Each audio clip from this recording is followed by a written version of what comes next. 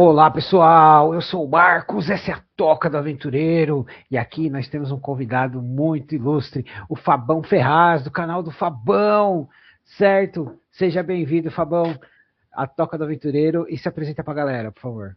Cara, brigadão mesmo pelo convite, Marcos. É uma honra estar aqui. É uma honra falar de literatura, né? Eu adoro falar de literatura, tô aí todo dia falando. E é isso aí, gente. Para quem não me conhece, eu sou o Fabão Ferraz. Falo não somente, mas basicamente de fantasia épica, ficção histórica e ficção científica na internet. TikTok, Instagram e YouTube, você me encontra em qualquer uma dessas plataformas. Mas me siga nas três, porque tem algumas coisinhas especiais que às vezes ficam só em uma ou só na outra. Então, Fabão Ferraz em todas elas, para quem quiser me conhecer, estou lá. Você gosta de fantasia épica, gosta de ficção científica, ficção histórica, você vai encontrar muito disso no meu canal. E é isso aí. Muito bem, pessoal, é isso aí. Eu encontrei o Fabão porque acabamos, foi o algoritmo, né? Ele fazendo resenha de alguma coisa que um amigo meu gostou, aí a gente foi batendo papo. Você sabe como é que funciona na Toca do Aventureiro. Vamos falar de coisas que a gente gosta, porque o papo rende, né, Fabão? Certeza, cara. E eu já Mas, percebi que você gosta muito de fantasia, então vai estar tudo certo. pô, eu gosto. É que assim, eu não sou muito cara do terror e do horror. Eu gosto de monstro, mas é diferente, né? Uhum. Eu também não curto Monster Romance, tá, pessoal? Desculpa decepcionar. Mas, cara, conta aí pra gente, como é que começou essa jornada? Da onde que veio a ideia de começar esse canal e falar de fantasia? A gente tá com tempo? Opa! Não, vamos lá. Cara, assim, tudo remonta, eu gosto de começar, né? No princípio eu vi o verbo, não. Mas eu gosto de comentar a minha conexão com a literatura, porque ela é um pouco diferente, tá? Uhum, O que que acontece, né, serve ainda para muita gente que teve o mesmo problema que eu. Eu odiava ler. Engraçado você ver uma pessoa que fala de literatura na internet hoje. Eu fui criado para odiar ler. A escola me ensinou a odiar a leitura, né? uhum. Eu era forçado a ler coisas que eu não estava preparado, coisas que não faziam parte do meu paladar literário, uma coisa que eu conheço hoje, na época eu não conhecia. Né? Para não dizer, não ser mentiroso, dizer que a escola nunca me incentivou a ler uma coisa que eu gostava, eu li Robin Hood, que eu gostei na sétima série. De resto, cara, eu não conseguia. Não estou dizendo que os livros, né, clássicos brasileiros são ruins, eu só estou dizendo que a gente não é preparado para recebê-los da maneira que a gente recebe. E, Cara, concordo plenamente com você, porque eu não sei como funciona na sua escola, eu já falei isso algumas vezes aqui antes, a gente tinha 2 semestres. Em um dos uhum, semestres vinha a caixa da coleção Vagalume, que todo mundo corria para pegar o que gostava. E no outro semestre vinha o Clássicos da Literatura, porque aí vinha Guarani, Macunaíma, aí exatamente. toda aquela linguagem formal, né, que não era legal. Não, cara, e é isso mesmo. Então, assim, eu não gostava de ler. E, né, eu sou uma pessoa não jovem, como eu costumo dizer, naquela época. Se hoje em dia ser nerd já não é tão fácil, naquela época era pior ainda, né? Uhum. Então, eu fui, assim, dentro da escola eu tinha um certo preconceito ali, né? Eu tinha sofrido muito bullying até a oitava série, depois eu consegui reverter o jogo, eu não queria que as pessoas soubessem que eu era nerd, e eu tinha trocado de escola e tudo mais, então eu não frequentava a biblioteca, não frequentava nada, assim, eu não tinha nem acesso para entender literatura. Até, só que nessa época que eu estava no segundo grau ali, foi a época de lançamento dos filmes de Senhor dos Anéis. Eu amava Uhum. esses filmes, eu fui dezenas de vezes, acho que teve As Duas Torres, eu devo ter ido 14 vezes assistir no cinema, de tanto que eu gostava, porque você vai Uhum. com um grupo de amigos, depois você vai com outro, depois você vai sozinho, e acabei assistindo muito naquela época, obviamente, né, o cinema não era super faturado como é hoje, Uhum. e eu falava muito de Senhor dos Anéis, eu gostava muito, e uma amiga minha, que era filha da curadora da biblioteca aqui da nossa cidade, ela começou, tipo, cara, se você gosta de Senhor dos Anéis, dá uma chance pro livro, dá uma chance pro livro. Eu, não, tentei ler, peguei para ler, não funcionou, não foi para frente.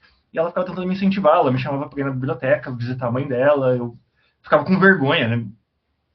Besteira da cabeça, mas eu ficava com vergonha das pessoas me verem entrando numa biblioteca, porque eu achava que isso ia dar problema depois. E foi até que um dia ela esqueceu o Silmarillion dela na minha mesa numa sexta-feira. Cara, que delícia! É o meu Ela. favorito do Tolkien, cara.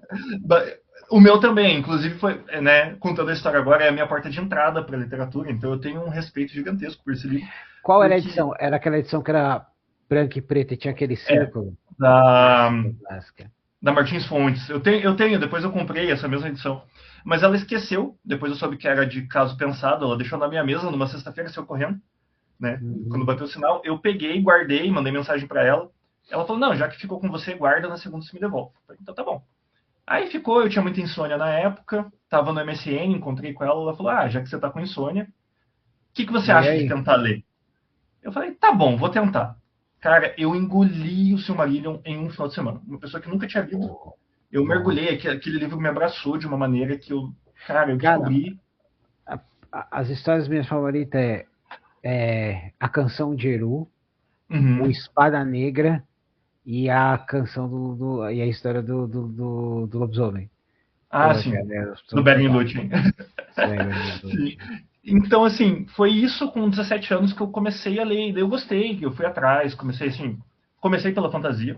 Uhum. Percebi que eu gostava de Tolkien, eu fui atrás dos outros livros do Tolkien, li O Senhor dos Anéis finalmente. Aí eu consegui ler, destravei, li O Hobbit, li Os Contos Inacabados. Uhum. Aí, naquela época, a gente tinha um outro mercado literário, né? A gente até pode falar disso daqui a pouco, onde a fantasia, ela existia investimento na fantasia aqui no mercado editorial brasileiro, uma coisa que hoje já não tem tanto, né? E fantasia e ficção histórica. Então eu começava a ir na livraria, eu olhava o que estava perto do Tolkien ali, né? Comecei a conhecer ficção histórica nisso, consumi muito Cornwell por causa disso, me apaixonei pelos livros do Cornwell também. Aí eu comecei a expandir um pouco. Poxa, se eu gosto de fantasia, eu vou gostar de ficção histórica, vou gostar de ficção científica. Peguei Fundação para ler, gostei muito. Cara, você Comecei já começou com a fundação, você gosta de ópera espacial, né, cara? Exatamente. E aí foi, cara. E aí eu criei isso daí, era 2004. Eu comecei a gostar muito de literatura na época. Muito novo, não tinha dinheiro Uhum. próprio, né? Não podia comprar. Segurei ali por 2010, já estava trabalhando, comecei a minha coleção. Tanto que eu brinco que a minha coleção hoje tem 25 anos, né? Foi quando eu comecei ali. Aliás, tem 15 anos, né? Foi quando eu comecei ali em 2010 a comprar. E gostei muito de ler, só que em 2015 eu tive um problema, né? Ali, finalzinho de 2013 até 2015, eu travei, eu não conseguia mais ler, eu tive uma ressaca literária de 9 anos, né? Porque eu comecei a tentar escrever, alguns amigos meus descobriram os meus contos, começaram a fazer muita chacota, eu fiquei, assim, eu não conseguia mais me envolver, não Eu tinha, entendo perfeitamente. na época eu não sabia que eu era autista, eu não sabia lidar com os meus sentimentos ali, né? Eu não soube lidar, eu só travei. E Uhum. fiquei 9 anos sem ler a partir de 2015. 2024, a minha esposa fez essa sugestão. A gente estava tentando ali ter um espaço na internet, eu tentava falar, eu sou do mundo corporativo, eu tentava falar de questões corporativas nos meus perfis, só que isso nunca foi a minha praia, isso nunca foi a minha paixão. Ela sabia, a gente se conheceu falando de livros, ela sabia que eu gostava, mas estava travado. E aí ela Uhum. deu a sugestão, ela falou, vamos criar um perfil juntos, né? E a gente começou no TikTok em 2024 com um perfil chamado Leitura dos Dois, ele está lá até hoje. A gente não atualiza mais, mas ele está lá, caso vocês queiram procurar. E os dois falavam de literatura ali, né? Pelo nosso amor pela literatura, só que ela estava numa época de TCC, estava bem ocupada, ela não conseguiu dar muita atração nesse perfil, e eu acabei usando muito esse perfil. E foi quando eu descobri, eu falei, cara, falar de literatura é uma coisa que eu gosto muito. E daí foi, eu fiquei o ano ali, era quase só eu que usava aquele perfil. Aí chegou na virada de 2024 para 2025, eu falei, não, eu quero a minha marca, porque agora eu quero voltar a escrever também, eu quero voltar a ser Uhum. visto como o Fabão, né? Assim, Que é igual eu te conheci como Fabão, né? exato, pessoas se conectam a pessoas, então, assim, leitura dos dois é uma marca, um título ali, né? Fabão é um nome. Aí eu conversei com ela e falei, ó, eu vou começar a migrar o conteúdo literário para o meu perfil agora. O perfil tá lá, caso ela queira usar, caso eu queira usar, mas a gente não atualiza mais, e eu comecei a migrar. Aí, comecinho de 2025, eu vim pro TikTok com o meu próprio arroba. Ali pela metade, ali por março, abril, eu comecei a ir pro Instagram, metade do ano eu comecei pro YouTube também. E foi onde a gente se conheceu, né? Então, essa é a história de como que eu comecei a ler e depois criar conteúdo. Uhum. Na sua lista nas nossas listas a gente tem muitos livros em comuns, né, cara? Nos nossos posts. Mas fala aí, cara, qual que são seus autores favoritos? Meu? Cara, por favor, não me cancelem, tá? Porque é uma pessoa complicada em sua vida pessoal. Mas técnica de escrita, eu acho que o autor mais completo que eu conheço é o Neil Gaiman. Uhum. Eu acho que ele é mais do que um escritor, ele é um contador de histórias. Você Perfeitamente. começa a ler os livros dele, você sente que você está sentado na frente do teu avô contando uma história, ou para te animar, ou para te arrepiar, depende, né? Porque ele escreve todos os gêneros. Então, acho que assim, o mais completo como autor é o Neil Gaiman.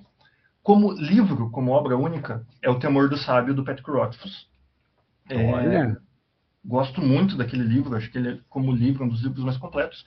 E tenho, né, muito respeito pelo Tolkien, que foi quem me trouxe para a leitura. Então, assim, para não ficar o resto da tarde falando nomes, eu coloco esses três aqui na mesa. Ah, muito bom, muito bom. E fala pra gente aí, ah, qual que foi uma leitura recente que te surpreendeu, cara? Cara, o que eu sempre estou citando para todo mundo é Bartleby, o Escrevente, Uhum. do Herman Melville. Esse foi um livro que ele me pegou de todas as maneiras. Ele é um livro cômico, muito interessante, porém no último parágrafo dele você revê toda a história com um olhar extremamente lúgubre e você fica mal pela vida daquele personagem. Então, assim, foi um livro que me marcou muito. Peguei ele de maneira bem despretensiosa e saí É assim na pensando na maioria vida. das vezes, né, cara? Exato. É assim na maioria das vezes, né? Eu, quando eu conheci o Terry Pratchett, também foi assim. Quando ele é despretensiosa, o livro sendo vendido ali na banca de jornal, cara, Uhum. né? O nosso querido J.M. Beraldo, autor do Véu da saga do Véu da Verdade, é o meu autor de ficção científica, assim, cara, favorito. Adoro demais e também. Comprei o livro dele no Alan House. Uhum. Esse o Bartol eu peguei num post de LinkedIn, um cara falando do livro. Eu falei, eu não gosto do pessoal de LinkedIn, né? Eu acho que a maioria do pessoal ali é muito palestrinha. Eu falei, vou ler só pra criticar. E que Uhum. livraço, cara. Que livraço. Ah, então. Bom, cara, uma coisa que a gente não pode deixar de mencionar, né, pessoal, que é o seguinte: a gente está gravando isso hoje, dia 22 do 1, e hoje Robert Howard faz 120 anos, né? Ele é um dos meus dois autores de Espada e Feitiçaria favoritos. Então eu queria saber se o Fabão tem alguma opinião sobre um dos pilares da Espada e Feitiçaria. Cara, eu vou falar assim, eu tenho os livros do Howard, mas eu não li ainda, né? Eu conheço muito. Shame! Shame! Eu conheço muito a cultura pop do Conan, do Haikyuu, Uhum. né? Tinha um filme do Haikyuu, cara, É horrível, cara. É horrível. É horrível. completamente mal feito, mas que Terrível, marcou a minha terrível, infância. terrível, terrível, terrível. Então, assim, eu acho que ele é um dos clássicos da cultura pop. Você tem o Conan, você tem a Red Sonja, você tem o Haikyuu, em todas as mídias possíveis. Você tem animação deles, você tem HQ deles, você tem filme deles, né? Então, não tem como não dizer que ele é um grande clássico da cultura pop. Né? Ele traz isso nessas outras... Desculpa. Nessas outras mídias eu consumi muito Conan, então tenho muito respeito pelo Howard por isso, né? Mas os livros, eu admito, eu ainda não tive tempo de priorizá-los, né? Cara, Então, estou doido para ver sua reação. Porque quem tem aquela noção da cultura pop e conhece, vê as camadas do que ali é fantástico. Eu tenho certeza que você vai gostar, né? Mas, então, Fabão, agora, né, outras coisas que a gente falar bom, nós somos nerds, né? RPG, você curte um RPGzinho, cara? cara, marcou a minha adolescência, minha vida de jovem adulto. Hoje eu não jogo, não, nem me arrisco a jogar mais, porque eu sei que não vai dar certo. Eu não consigo cumprir a agenda. Eu tenho. Bom, você viu, né? A gente se comunicando para poder marcar o episódio aqui é super difícil conseguir me comunicar com alguém, porque eu tô tocando 4, 5 projetos ao mesmo tempo. Uhum. Então, eu nem me arrisco a dizer que eu vou jogar, mas, cara, joguei muito. Comecei em 3DT. Comecei Muito, jogando 3. uma ótima forma de começar. Eu acho que é uma porta de entrada fantástica o 3DT, cara. Porque ele é gostoso, ele é divertido. E a gente começou com um escudo do mestre que meu amigo tinha. A gente não tinha nem livro de regras. A O, gente foi inventando essas regras. aquele escudo do Mestre Vermelho? Não, um azul. O Ah, o interior azul, é que aquele. ele veio depois do Manual Vermelho, essa é. Ele vinha de brinde na Dragão Ele veio no Brasil. Dragão Brasil, isso. Aí a gente começou. E qual que era a sua classe e raça favoritos? Cara, eu sempre fui bardo.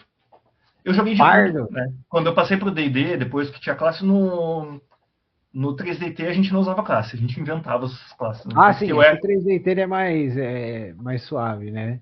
eu era um necromante, mas eu só me chamava de necromante, porque eu saía na porrada com todo mundo, né?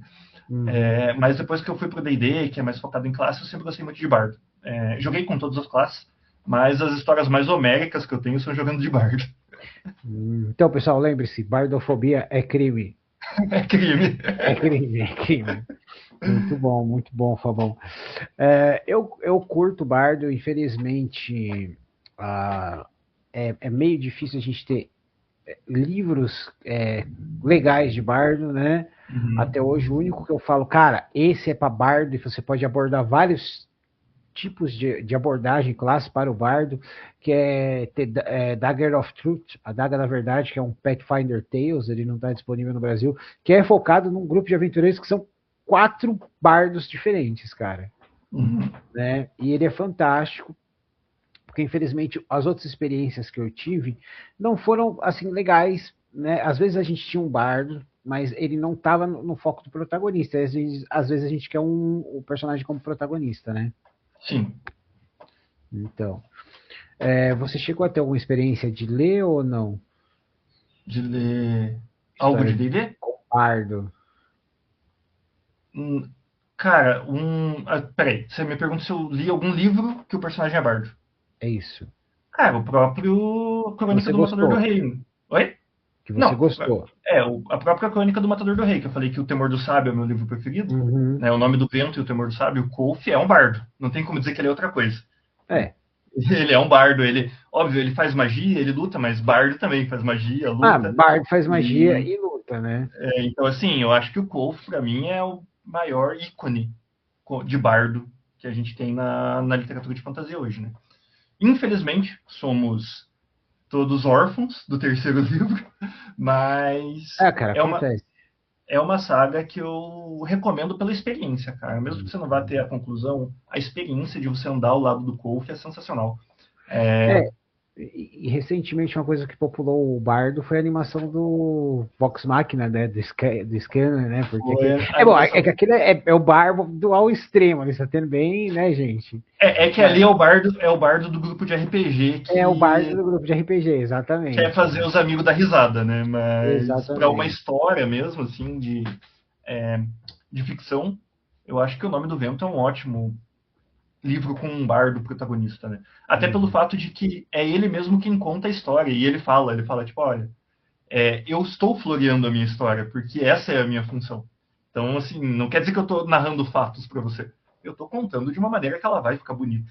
Então, você tem ele tanto como protagonista como narrador, colocando todo o conhecimento de menestrel dele ali, né? Uhum. E, Fabão, fala pra gente, qual que foi a última contagem dos seus livros físicos? Cara, não faço mais ideia, velho. A última, aliás, se me pergunta a última foi há um ano e meio atrás. Uhum. Eu tava com 400 livros, quase 300 não lidos. Não, eu tava com 450 e uns 300 não lidos, eu tinha lido 150. Agora eu perdi completamente o controle no último ano e meio, porque começou a surgir parceria, muita gente me mandando livro, né, mais as aquisições, a coleção ficou enorme. Eu já reformei 2 vezes o escritório aqui e já não tem lugar para pôr livro de novo. E como é que eu queria te perguntar, como é que você faz com o desapego? Cara, eu me considero um colecionista, né? Eu gosto, para mim, livro, e é até uma das coisas que eu comento com as pessoas que vêm me pedir dicas, né? Eles falam, tipo, cara, fantasia tem espaço no Kindle? Eu falo, olha, não. Por que não, tá? É, Normalmente, leitor de fantasia gosta de ter o livro na estante, ele gosta de expor o livro dele, ele gosta de capa bonita. Então, para mim, livro é uma questão de exposição de personalidade. Eu gosto que as pessoas entrem no meu escritório, vejam os meus livros e saibam qual é a minha personalidade pelos títulos que tem aqui. Uhum. Então é É, muito raro eu me desapegar de alguma coisa, porque eles estão aqui para serem mostrados, sabe? por exemplo, eu sou da mesma opinião. Eu gosto do livro físico. Eu também sou rato de sebo. Não ligo de pegar um. Eu gosto de ficar caçando as coisas no sebo. Mas o Kindle eu pego porque às vezes a gente não tem opção, não existe mais edição física, ou os próprios autores não tiveram condições de lançar a versão física, né? Eu no desapego eu faço alguns desapegos, eu faço até algumas trocas com a galera, falo, oh, vi que você tem esse livro, tem isso aqui, você gostaria de fazer uma troca, porque às vezes é assim, o livro, ele é bom, ele é legal, mas ele não é a sua pegada, então você tem uma forma mais fácil de dar aquele desapego com alguém que você sabe que quer, né? Uhum. Vai cuidar bem, né? Eu tenho, sobre Kindle, eu tenho uma filosofia. Uhum. Eu não tenho problema nenhum de pegar livro de autor independente, que está começando, que às vezes não consegue produzir sua própria obra, para ler, para poder divulgar, mas livro de editora grande eu não pego. Eu acho que eles cobram muito caro para uma obra que eles não têm custo de produção. E aí eu me sinto um pouco ludibriado.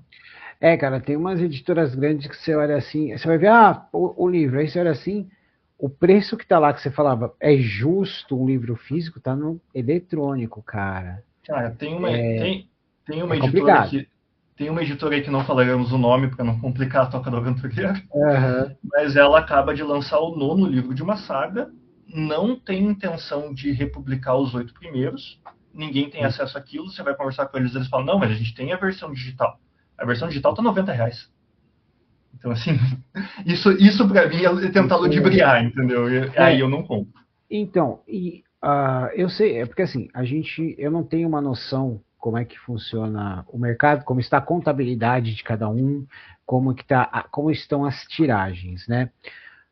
Mas, por exemplo, hoje, né, nessa data, o pessoal do Fantastic Hub anunciou há uma coleção de 15, né, livros pocket do Robert Howard, no Catarse, certo?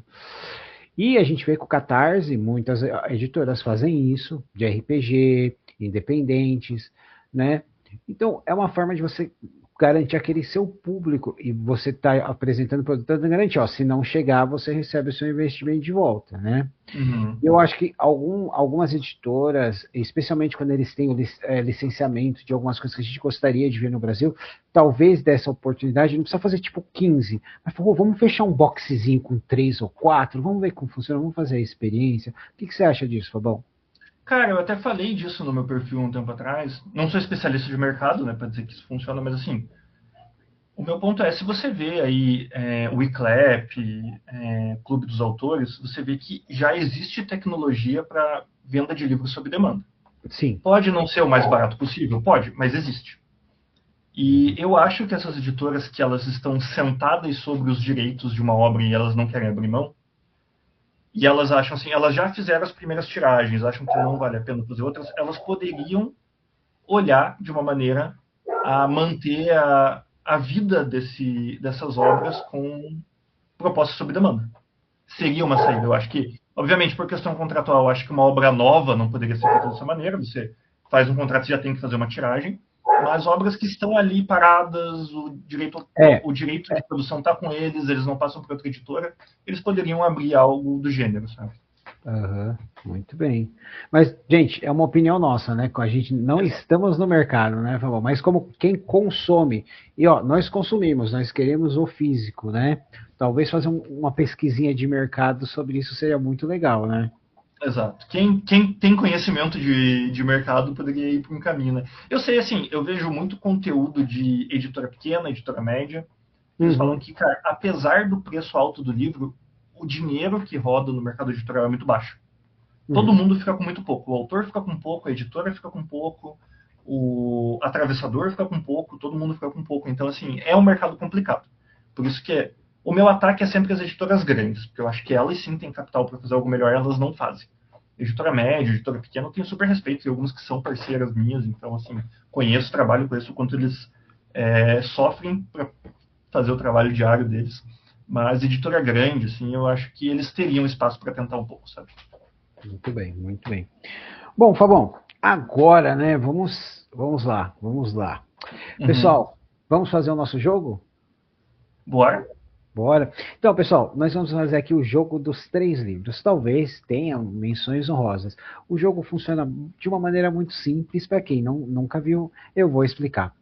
Separamos 3 títulos. Vamos apresentar um de cada vez, começando por mim, para acabar com o convidado, e a gente faz uma mini resenha para ver se a pessoa gosta da ideia. Bora, Uhum. Fabão? Bora, manda brasa. Bom, o primeiro livro que eu separei aqui é de uma autora amiga minha, a Ana Paula Rost, né? É O Desejo Sangrento. Ele é uma fantasia urbana com toques de terror e mistério, certo? Se passa no Rio Grande do Sul. Olha o gasômetro, certo? A sequência, né, já tá na pré-venda aí, gente. Então fiquem de olho. Cara, eu li esse livro, eu peguei e vou dar uma olhada.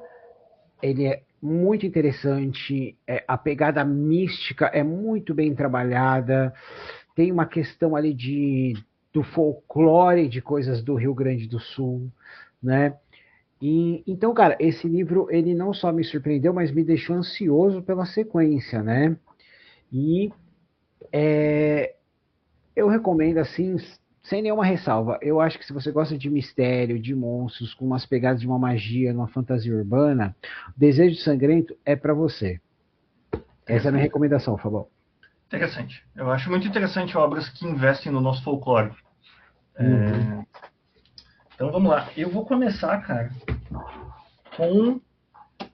Eu diria que essa aqui é a minha grande descoberta de 2025, tá? Eu sempre vou recomendar esse livro, que na verdade é uma saga, tá? A saga Astion, do Rafael Camargos. Não sei se você já conhece.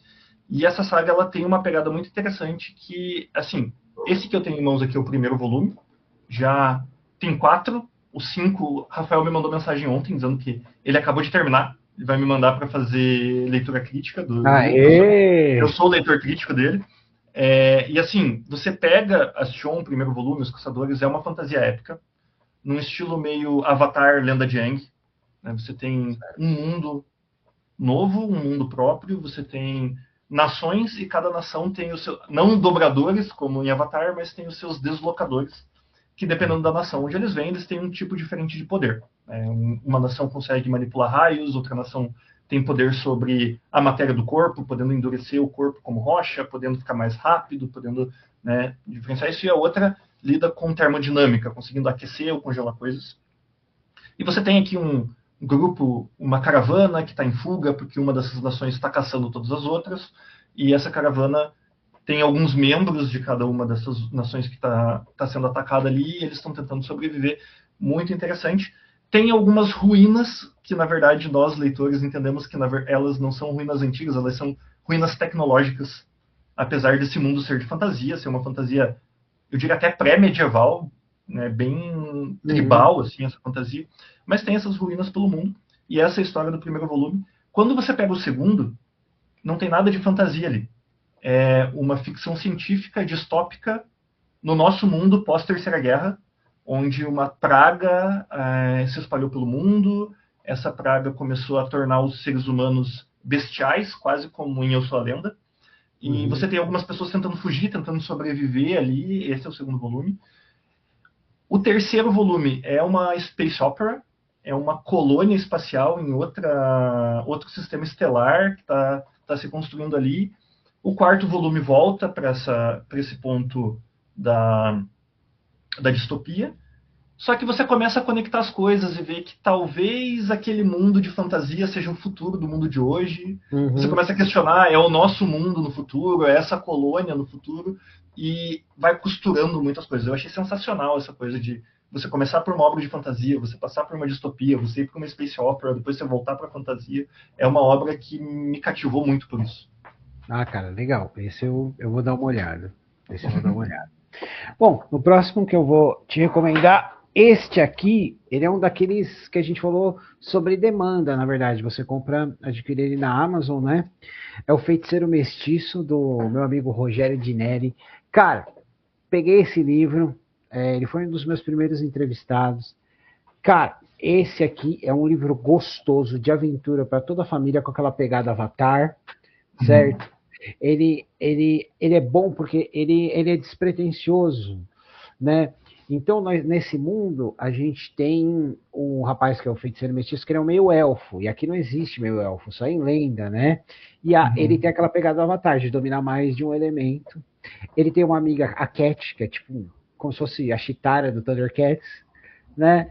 Que é uma feline, né? Uma ladra. Aí eles têm um guerreiro, que ele é um meio gigante, que é um oficial do exército. Mas quem rouba a cena aqui, cara, é o Goblin. Que Que é um sensacional. Goblin inventor, super inteligente.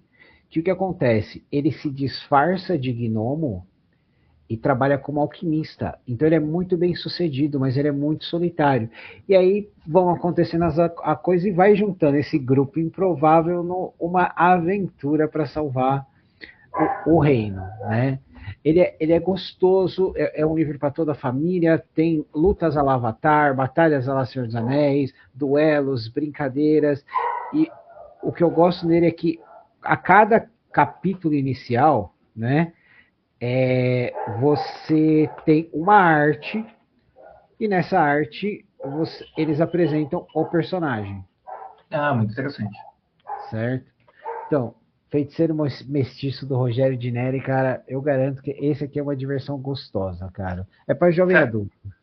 esse é o tipo de jornada heróica que eu mais amo. Esse vai direto pro meu wishlist saindo daqui já.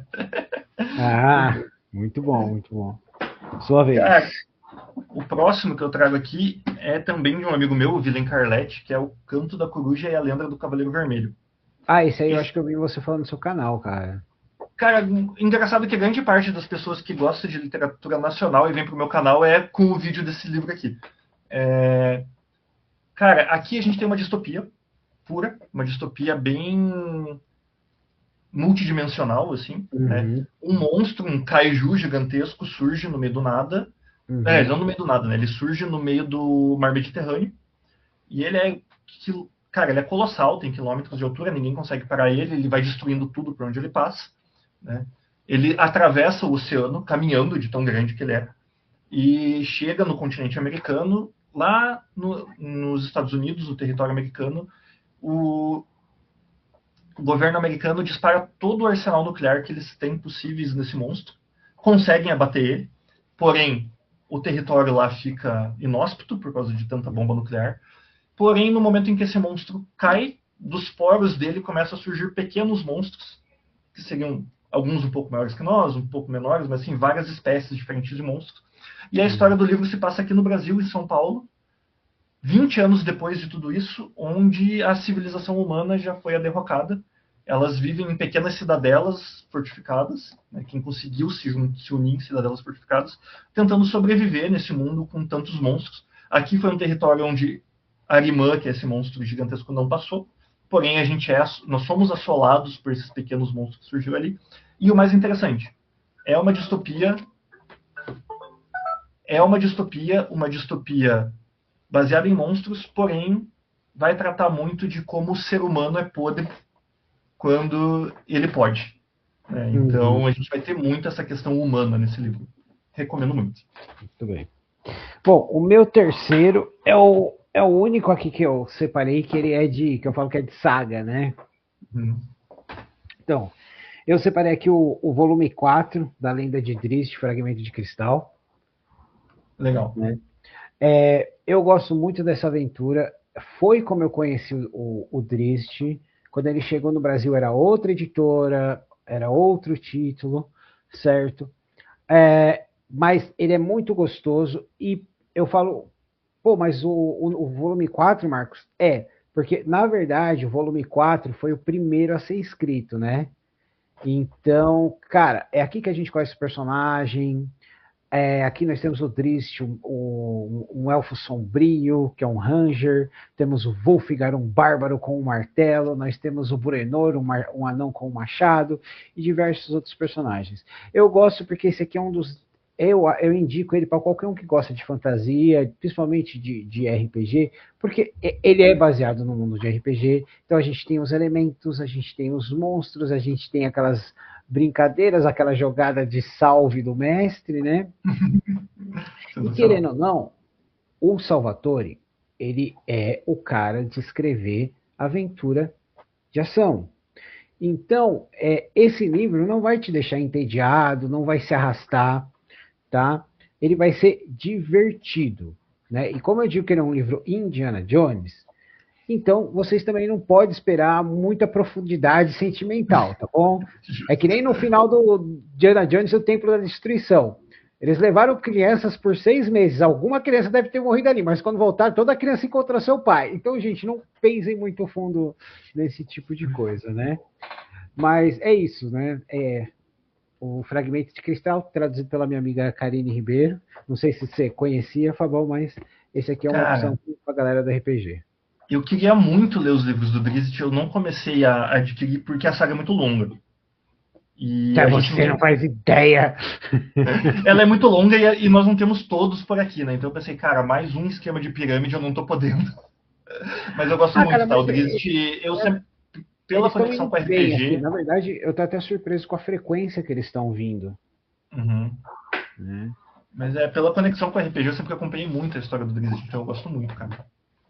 Então vamos lá Mas no a terceiro. primeira trilogia, como ela foi projetada para ser uma história só, se você comprar a primeira trilogia e ficar com ela, você vai ficar satisfeito, Fabão. Ah, legal. É igual o Dragonlance, então você vai de trilogia, de grupinhos de trilogia em grupinhos de trilogia. É. Mas a diferença do Dragonlance, perdão, eu tenho ainda a trilogia original aqui em casa, é que Dragonlance é muito melancólico, nada nunca vai para frente, não importa a série que você tá lendo, não importa a geração que você tá lendo. E para mim, eu acho que se incomoda. Tem gente que gosta. Tipo, se você ler The Witcher, você vai gostar de Dragonlance de começo ao fim, né? Você vai achar até mais feliz do que The Witcher, né? Mas no caso dessa trilogia, do que eu falo que é a trilogia do Vale do Vento Gélido, ela é fechadinha, ela é gostosa, tanto que tem até um outro livro mais para frente que eles até no início dele eles dão uma reescrita no final do Joia do Ralfing para a história continuar, o que é bem interessante, cara. Legal. Né? Sua vez. Vamos lá. Trazer mais um nacional aqui. Esse aí também foi um dos que o algoritmo jogou. Cara, e esse aqui é muito bom. Já que a gente tá falando de RPG, quem gosta de RPG, recomendo O Legado do Fogo. É o nome do livro e da saga, tá? Então, assim, esse aqui é o primeiro. E, cara, esse aqui me surpreendeu, porque, assim, ele tem uma pegada RPG, mas não o RPG que a gente costuma ver na fantasia. Ele é muito mais ligado ao JRPG, de quem jogou Nintendo, de quem jogou PlayStation no passado, que é aquele joguinho onde tinham as classes, os 4 personagens que estavam sempre juntos, né? E ele tem muito focado nisso. Aqui a gente tem a história do Lancelot, que ele é o herdeiro da Ordem da Chama Sagrada, que seria uma ordem de defensores do reino humano aqui. Porém, ele luta contra essa questão do legado dele, né? Até por isso o nome. Ele não quer ser apenas um herdeiro, ele não quer simplesmente ser ovacionado por ser filho de quem ele é. Então ele passa o tempo todo buscando o lugar dele na sociedade, tanto que ele chega a romper com a ordem da Chama Sagrada, onde ele é criado, ele constrói o seu próprio grupo, depois o grupo se desfaz e ele começa a buscar o seu próprio legado como indivíduo. Então eu gosto muito da jornada humana desse livro aqui. Magia dele é magia elemental, só que o que é muito interessante aqui é que todo mundo tem magia. Então você não vê só magos usando magia, você tem guerreiros, você tem monges, você tem ladinos, e cada um tem deles. a sua porção de como usar a humana, né? Exato, exato. Você vê Todo mundo assim, tem seu combo especial. o cara que coloca fogo no escudo, tem o cara que coloca fogo na espada, tem o cara que acelera a flecha com o vento. Então você vê que existem muitas utilidades para os elementos aqui, que é muito interessante. Então, Ele é o Legado primeiro do de uma Fogo saga. é o primeiro de uma saga. A saga já tem 2, porém o universo já tem 4 livros, tá? Porque ele tem o primeiro e o segundo da saga e tem 2 spin-offs que ele lançou com ponto de vista de outros personagens, né? Porque é Falando uma nisso, história. qual que é a Oi? perspectiva do livro? Isso que eu ia falar agora, é a primeira pessoa. Tá, Então, como tudo é contado pelo ponto de vista do Lancelot, esses spin-offs contam do ponto de vista de alguns outros personagens. entendi. Qual que é o autor mesmo? O Gustavo Machado. Beleza. Você já Carioca. leu todos ou não? Não, ele só o primeiro. É o primeiro. Ah, tá Mas na é lista. Tá sensacional. na lista. Uhum.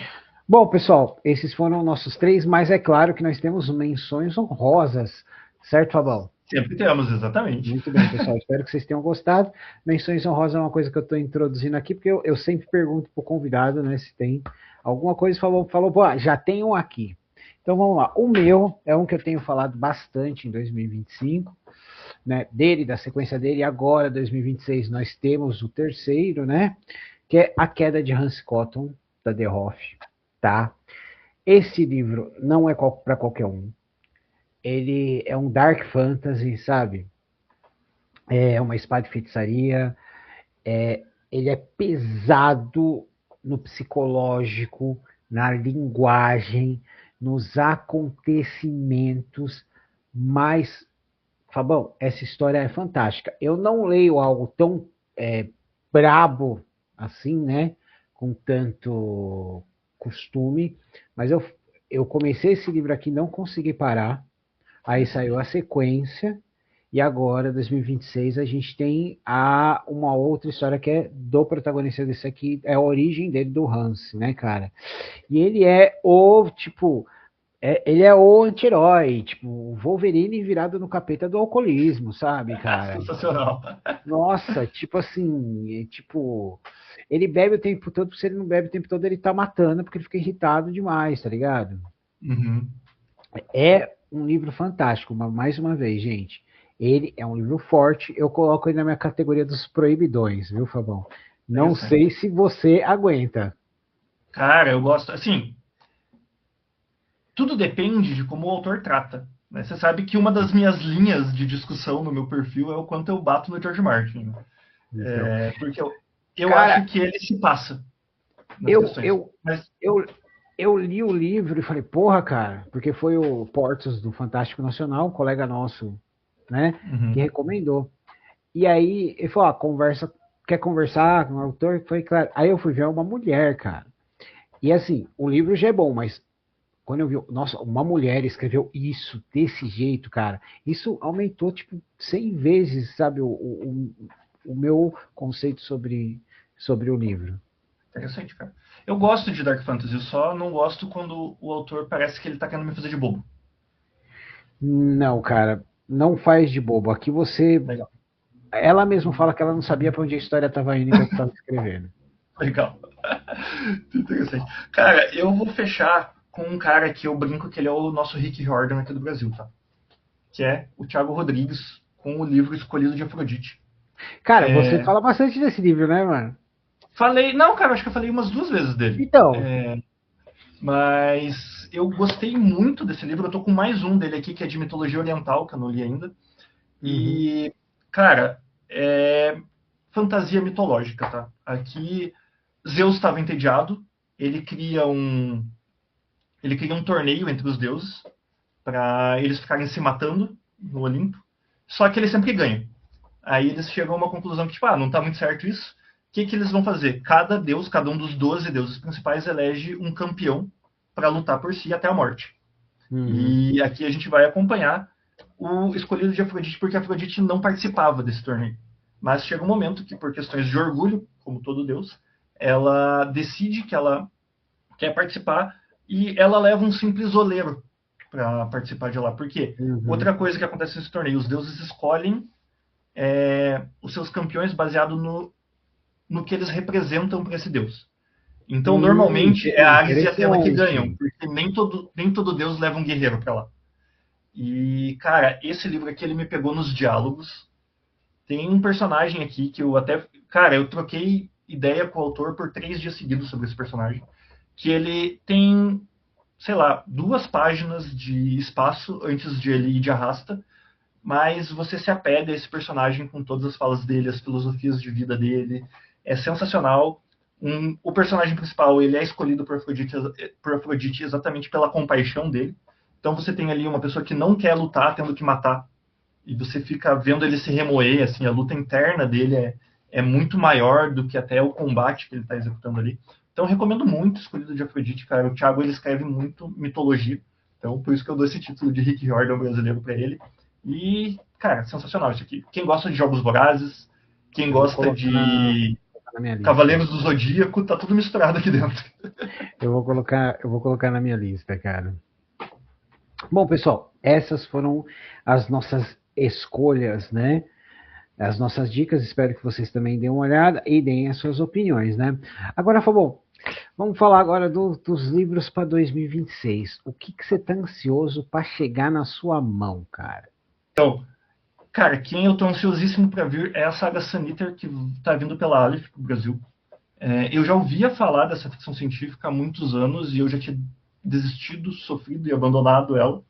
Ok. Mas ela tá chegando e é uma saga que eu tô bastante ansioso para ver. Não tenho muitas informações, eu só tenho o hype que ela teve lá fora e eu acho que ela bate muito com o Space Opera que a gente gosta também. Então, essa é uma das que eu tô mais ansioso.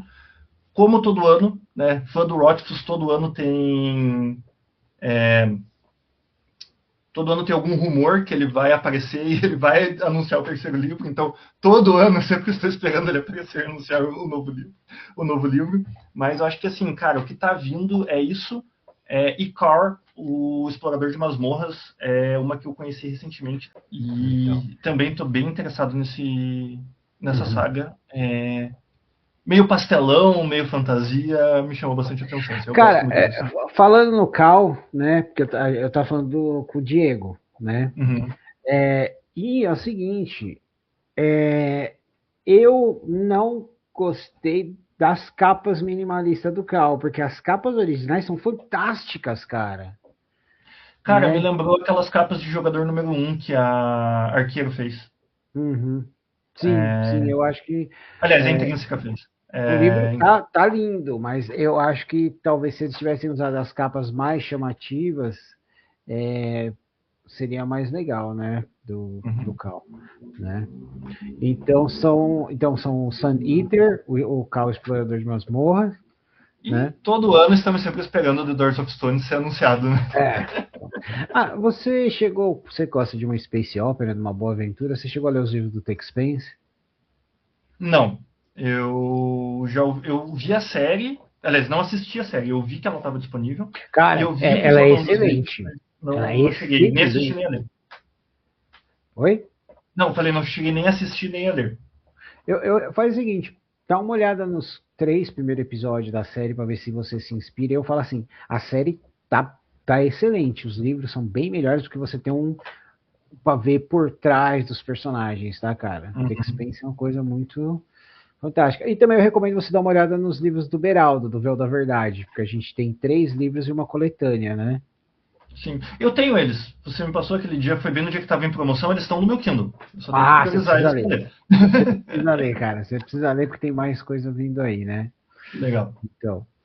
E, cara, eu, pra agora 2026, né? Um livro que eu tô doente para ler é o A Edgar e as Lendas do Mundo Antigo, do Duda Falcão, né? Que teve o Catarse ano passado, da Fantastic Hub. Não é só uma espada de feitiçaria, é uma espada de sandália com aquela pegada grega, né?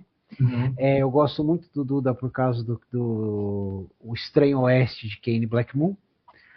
E eu tô muito ansioso. Provavelmente, quando uma galera estiver vendo esse vídeo, eu já vou estar com esse livro na mão, né? Eu tô ansioso para saber como é que vai ficar a adaptação da campanha de Tormenta, Uhum. que a Denise Flyban tá escrevendo, né? E, cara, eu tô extremamente ansioso pela sequência do Hospedeira do Caos da Marcela Albuquerque, que é um livro que eu adoro odiar a protagonista. Ok, Porque eu defendo que ela é a vilã da história. Porque até ela chegar, as coisas estavam ruins, mas ela chegou, foi pra merda, tá ligado? entendi. Sensacional. Né? E essas são as minhas expectativas. Não sei se você já chegou a ouvir falar de algum deles. Não, é a primeira vez que eu ouço todos. Vou até dar uma Então, olhada. cara, o Dudu da Falcão, o Kenny Blackmon, ele tá pela VEC, tá? E Uhum. pra quem curte um Weird Western, ele é ou você nunca leu, eu acho que é a coisa perfeita para você começar, cara, Legal. né? Mas e agora? Vamos lá, Fabão.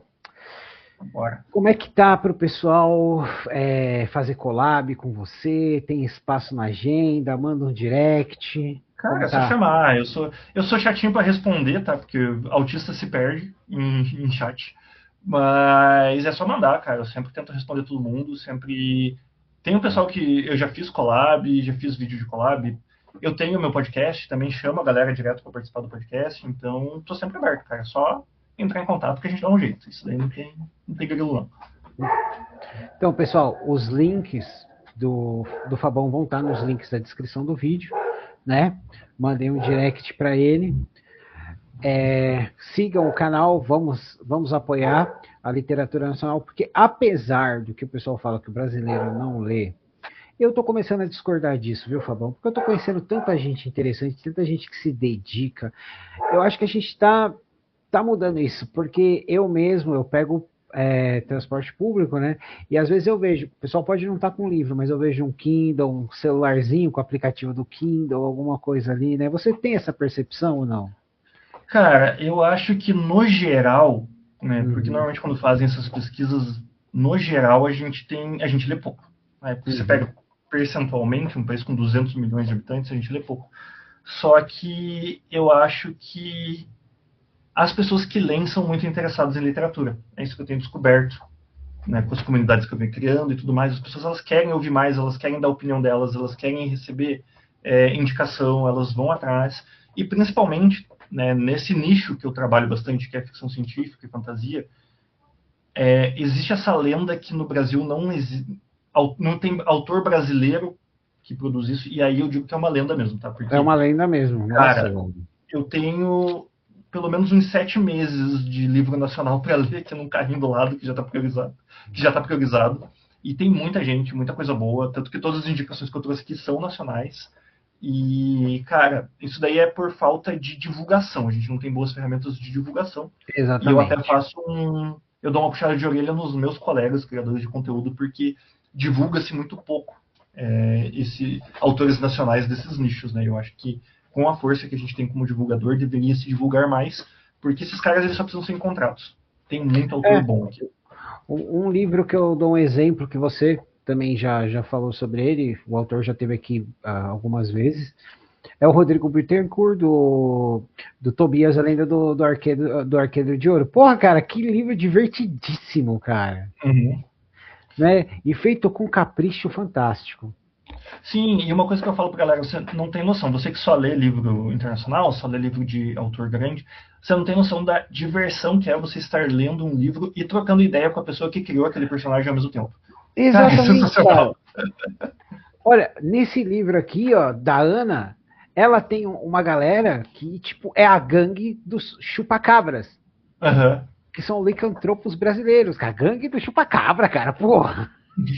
Sim. Então, cara, você ia ali trocar mensagem com a pessoa enquanto você tá escrevendo. Foi assim, por exemplo, que eu comecei a me envolver mais com o Rafael Justion. Hoje eu faço os prefácios dele. Você vai conversando com as pessoas, trocando ideia, dando ideia pro autor de como seguir. Isso é sensacional, cara. Você não tem isso com o autor internacional, só tem isso com o autor que tá próximo de você, né? Então, sempre deixo essa dica. É uma experiência que vale a pena. Então, é isso aí, pessoal. Bom, Fabão, tem mais alguma coisa que você gostaria de dizer, que você acha que a gente esqueceu de falar? Não, cara, só reforçando, leiam fantasia, leiam ficção e leiam livros nacionais. Essa é a mensagem que a gente quer deixar no final aqui. Muito bem. E falando nisso, né, na Toca do Aventureiro, nós temos o Momento Karine, fazer os dedos de jazz, homenagem à nossa querida Karine Ribeiro, minha primeira convidada madrinha do canal, que você, o convidado, deixa uma mensagem para o universo. Cara, a mensagem para o universo vou repetir a mensagem que eu falei em outro podcast já, que é o seguinte. Nós, criadores de conteúdo, costumamos criar vídeos curtos, porque é isso que vende hoje. E ali a média é sempre 3 minutos, né? Então eu gosto de usar isso para deixar a mensagem de que não perca tempo com a opinião de uma pessoa que não está disposto a te ouvir por 3 minutos na vida. Essa é a mensagem que eu deixo. Comece a criar suas coisas, você quer estar na internet, comece a criar, porque vai ter muito hater, vai ter muita gente, mas você bloqueia e segue a vida e você vai encontrar muita gente bacana. É isso aí. Bom, pessoal, é isso. Fabão, muito obrigado por esse papo. Eu estava muito ansioso para a gente conversar, viu? É isso, eu que agradeço o convite, cara. Estamos sempre disponíveis.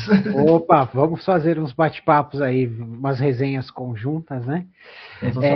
Bom, pessoal, é isso. Eu sou o Marcos, esse é o Fabão, esse foi um episódio da Toca do Aventureiro. Até a próxima! Nos vemos!